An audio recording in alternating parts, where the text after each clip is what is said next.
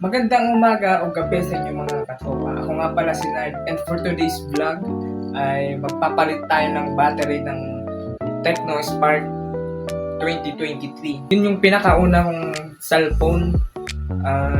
Nabili ko siya noong 2023 kasi nga 2023. So, after 3 years, lumubo na yung battery. So, tinanggal ko at nagbili ako ng bago. So ngayon papalitan natin siya and papakita ko sa inyo kung paano ko siya ikabit ng DIY. Paalala lang, huwag niyong gagayahin kung hindi naman kayo marunong. Yun lang, kung bago ka pa lang sa akin channel, mag-subscribe ka na para updated ka sa mga upload ko. Yun, let's go! So ito na mga katropa, ito yung binili ko, tinanggal ko na yun. Nabili ko siya around 200 pesos, 300. Ito yung libreng tools na makukuha nyo. Siyempre yung Phillips screw yung kailangan natin. Ito, and the rest, gilid natin.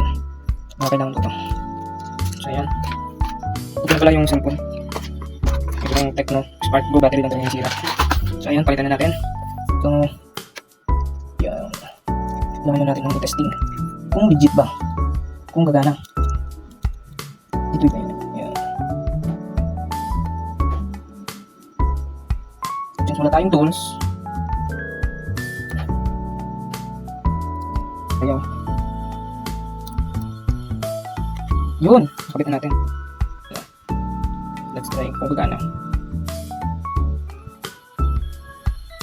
Yun, working.